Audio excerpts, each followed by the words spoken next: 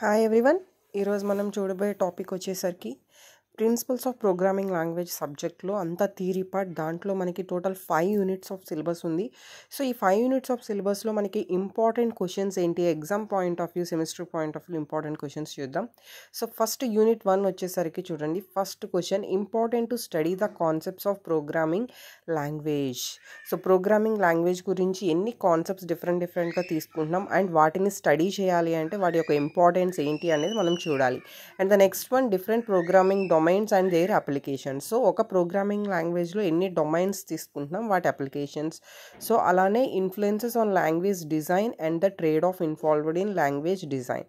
So ఇందులో మనకి చాలా ఇంపార్టెంట్ వచ్చేసరికి language evaluation criteria of programming languages and different implementation methods of programming languages. అలా కొన్ని చాలా ఇంపార్టెంట్ ఉన్నాయి. అలానే what are attribute grammars, how are they use to describe syntax. So ఇవి చాలా ఇంపార్టెంట్. సో ఫస్ట్ క్వశ్చన్ కూడా మనకి యూనిట్ 1 నుంచి ఇంపార్టెంట్ రోల్ ప్లే చేస్తుంది. సో మిగతావన్నీ ఏంటంటే జస్ట్ ఒక మీడియం పర్పస్లో మనం తీసుకునే క్వశ్చన్స్. కానీ యూనిట్ 1 నుంచి 8 క్వశ్చన్స్ మీరు డెఫినెట్గా ప్రిపేర్ అవ్వాల్సి ఉంటుంది. అంటే ఏ టైప్ క్వశ్చన్ ఇచ్చినా రాయాలి అంటే 8 ప్రిపేర్ అవ్వాలి. యూనిట్ 2 నుంచి ఇక్కడ 8 క్వశ్చన్స్ తీసుకున్నాను. సో మనకి చాలా క్వశ్చన్స్ ఉంటాయి. ప్రతి క్వశ్చన్లో కూడా డయాగ్రామ్తో మస్ట్ అండ్ షుడ్గా మీరు ఎక్స్ప్లెయిన్ చేయాలి. సో ఇక్కడ కూడా మనకి ఎరేస్ చాలా important. Scope and life time of variables important. Differentiate between type casting, type equivalence అనేది ఇంపార్టెంట్. సర్క్యూట్ ఎవాల్యూషన్ అనేది కూడా ఇంపార్టెంట్. సో యూనిట్ 2 నుంచి 8 క్వశ్చన్స్లో మనకి 4 క్వశ్చన్స్ చాలా ఇంపార్టెంట్. ప్రిమిటివ్ డేటా టైప్స్ కూడా సమ్టైమ్స్ ఎక్కువగా అది ప్రయారిటీగా ఛాన్సెస్ ఉన్నాయి, అడిగే ఛాన్సెస్.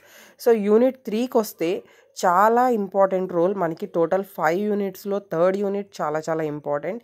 థర్డ్ యూనిట్కి వచ్చేసరికి ప్రతి క్వశ్చన్ ఇంపార్టెంటే, ఎందుకంటే అందులో అన్నీ చాలా లెంగ్దీ టాపిక్స్ అనేవి ఉన్నాయి. ఆ ఇంపార్టెంట్ టాపిక్స్ అన్నీ కూడా మనకి యూనిట్ 3 నుంచే ఉన్నాయి కాబట్టి సో ఆ యూనిట్ 3 నుంచి వచ్చే ప్రతి క్వశ్చన్ కూడా మనం కంపల్సరీ అటెంప్ట్ చేయాలి.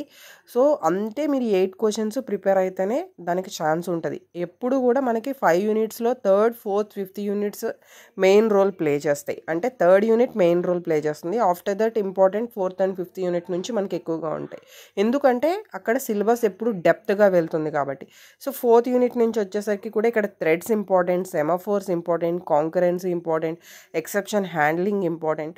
సో ఇవన్నీ కూడా పైథాన్ ఓరియంటెడ్ అండ్ అడా, జావా, C++ వీటి పర్పసెస్లో మనకి అడిగే క్వశ్చన్స్ ఉన్నాయి కాబట్టి మీరు చాలా ఈజీగా ఫోర్త్ అండ్ ఫిఫ్త్ అటెంప్ట్ చేయొచ్చు. సో మీరు ఎప్పుడూ కూడా థర్డ్, ఫోర్త్, ఫిఫ్త్ అనేది అసలు స్కిప్ చేయొద్దు. ప్రతి క్వశ్చన్ ప్రిపేర్ అవ్వండి. అంటే ఈ 8 క్వశ్చన్స్ ప్రిపేర్ అవ్వండి. తర్వాత అందులో నుంచి వచ్చే ఈచ్ అండ్ ఎవ్రీ క్వశ్చన్ మీరు మిస్ అవ్వకుండా రాయగలుగుతారు. ప్రతిదీ థియరీ పేపర్లో ప్రోగ్రామ్ అటెంప్ట్ చేయండి అండ్ ఎగ్జాంపుల్స్ అటెంప్ట్ చేయండి. డయాగ్రామ్స్ ఉంటే డయాగ్రామ్స్ అటెంప్ట్ చేయండి. All the best for your exam.